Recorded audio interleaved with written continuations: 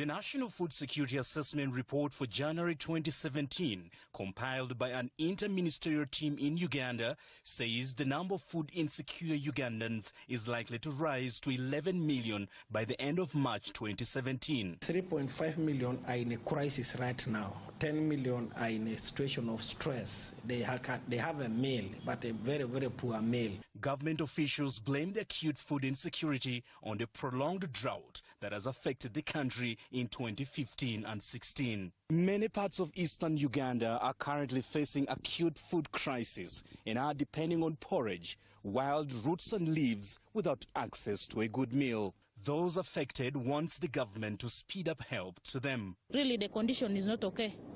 People are completely down. If the government is just sleeping, people are dying from this village. People are surviving nowadays by eating only one meal in a day. The government has already taken measures to assist the affected population. It's now in the process of procuring 1,600 metric tons of maize flour and 1,400 metric tons of beans as part of efforts to help them. Daniel Arab Moy, Press TV, Eastern Uganda. According to Somalia's Prime Minister, 110 people have died from hunger in the past 48 hours in a single region. This is a result of severe drought that is threatening millions of people across the country. According to the United Nations, 5 million people in the Horn of Africa are in need assistance, and there are signs of a full-blown famine. Somalia is one of 4 regions that have been singled out by the UN Secretary General in a $4.4 billion aid appeal to avert catastrophic hunger and famine. On Sunday, U.S. and state agriculture officials reported a strain of bird flu has been detected in a commercial chicken breeder flock in Tennessee's Lincoln County. Over 73,000 birds will be culled to prevent the virus from entering the food system. The U.S. Department of Agriculture said this represented the first confirmed case of pathogenic H7 avian influenza in commercial poultry in the U.S. in 2017. The facility has been placed under quarantine. Approximately 30 other poultry farms within a 6.2-mile radius of the site have also been placed under quarantine. A dangerous dirt bike stunt catches the attention of authorities. Video of a biker jumping over a California freeway now going viral. And while the trick may have been successful, the bikers could be in for some legal troubles. California Highway Patrol now investigating. Well, senior European officials have expressed doubt over high-level talks with Israel amid concerns arising from Tel Aviv's policy towards Palestinians.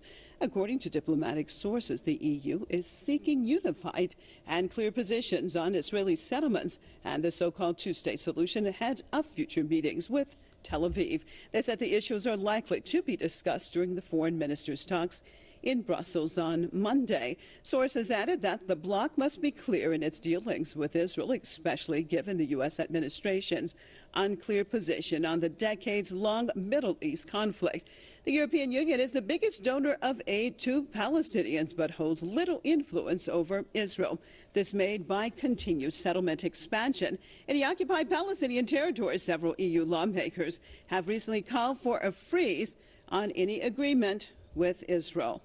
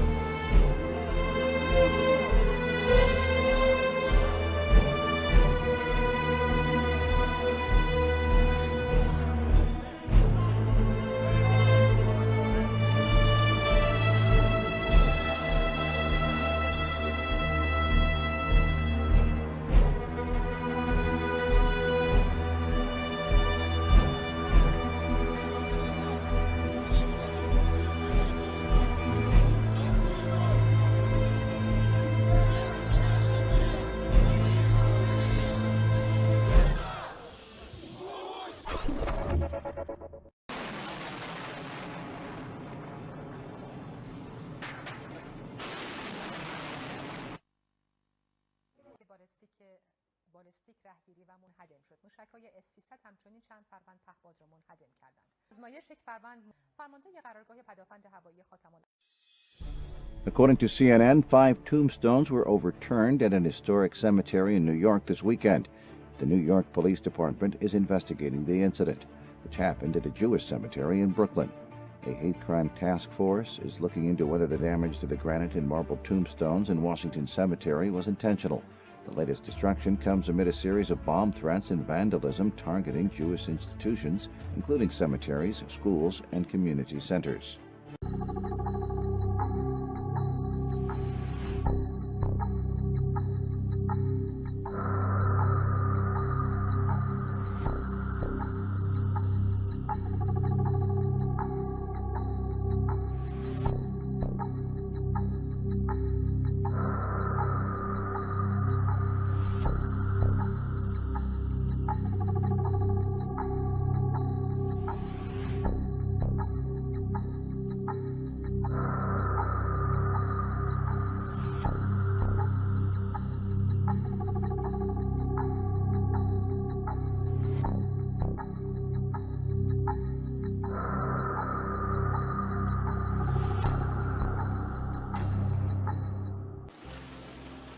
Faced with the threat of Asian carp entering the Great Lakes, Michigan is turning to the public for new ideas. Michigan's global search comes after the U.S. government and others have spent millions searching for a solution to stop the carp from entering the freshwater system. If they're not stopped, officials fear the fish will crowd out native fish. Asian carp have been spotted 45 miles from Lake Michigan. If the fish make it into the lake, they could make their way into the other Great Lakes. Many researchers have developed ideas to halt their advance. Some have shown promise, but others have failed. Prime Minister Benjamin Netanyahu said he would meet with Russian President Vladimir Putin in Moscow on Thursday. His agenda is to voice opposition to what the Israeli leader charged were Iran's attempt to establish a permanent military foothold in Syria. Iran, which is Israel's arch-enemy, has been Syrian President Bashar al-Assad's staunchest backer and has provided militia to help Assad. In Geneva on Friday, the first UN-led Syria peace talks in a year ended without a breakthrough. Israeli leaders have pointed to Tehran's steadily increasing influence in the region during the 6-year-old Syrian conflict, whether via its own Revolutionary Guard forces or Hezbollah. North Korea has fired an unidentified projectile from the Tongchang-ri region, an area containing a missile base. According to the South Korean military, the projectile landed in the sea off North Korea's east coast. Tongchang-ri is located to the north near China, where a long-range rocket was fired into orbit last year. The rocket was condemned by the United Nations for violating resolutions banning the use of missile technology. According to one state leader of the Council on American Islamic Relations, Muslim students who wanted to talk with an Oklahoma state legislator about Islam had to first fill out a questionnaire. The form was handed out by Representative John Bennett's assistant. Questions included, do you beat your wife? Do you denounce the terrorist organization Hamas? The students were shocked and insulted because the questions were based on misinformation about the religion. The students never met Bennett and left his office in the state capitol. Palestinian activists in the blockaded Gaza Strip on Sunday went on a one-day hunger strike to express solidarity with journalist Mohammed Al-Keik. Keik has been on hunger strike in an Israeli jail for 28 days to protest his administrative detention. Last year, he went on a hunger strike for 94 days to protest the conditions of his detention. Keik was released in May 2016 following the deterioration of his health condition. Israeli forces arrested him again earlier this year and placed him under administrative detention. Mohammed Al-Keik has a very strong will and is determined to defeat his captors through his hunger strike. Our enemy wants to silence the voices of Palestinian journalists, but we are determined to keep our voices heard. We are calling on international organizations and human rights groups to express solidarity with Palestinian journalists and expose Israeli crimes. Administrative detainees are held in Israeli prisons without charge or trial for an indefinite period of time that may last for several years.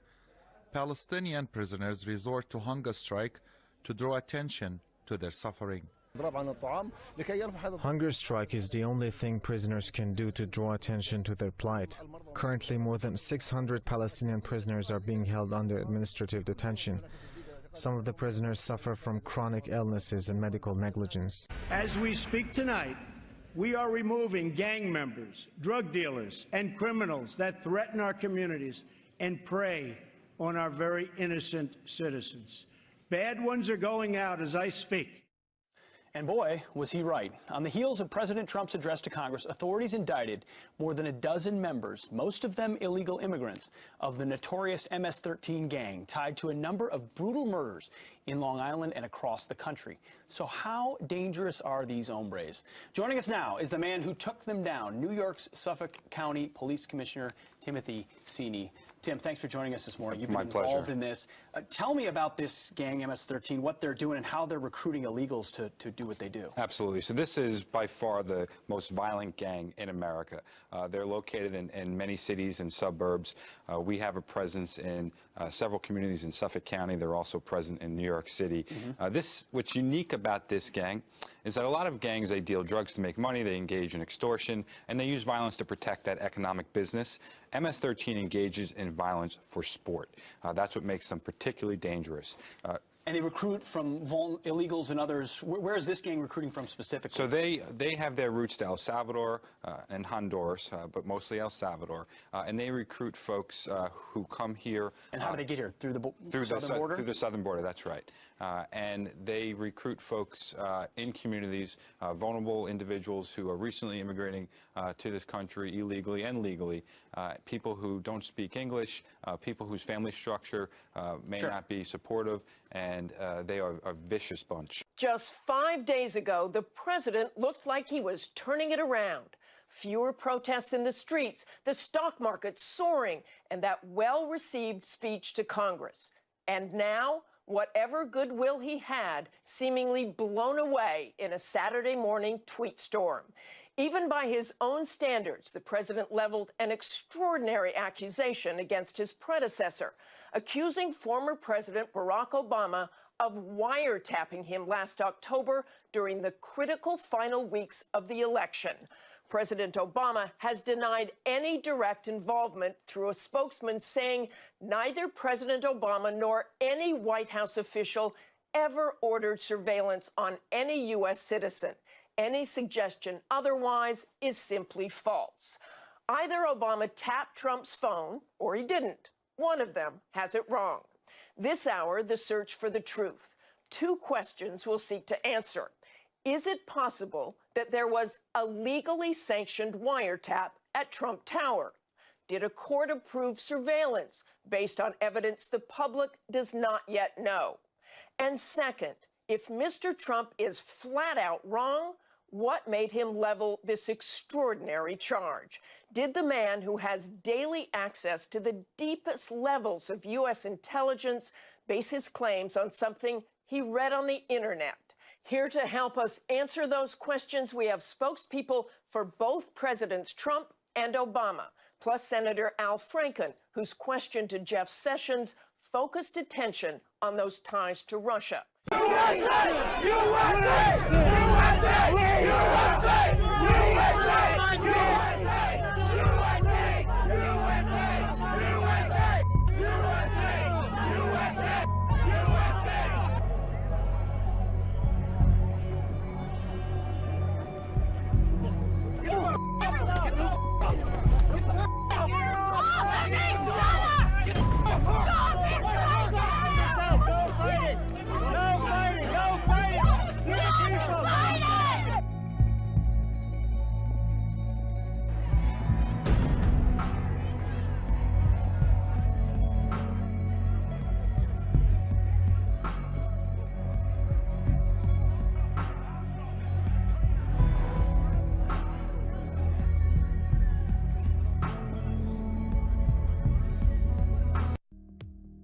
According to the Associated Press, several thousand people have protested the cancellation of popular singer Vlado Georgiev's concert in Serbia.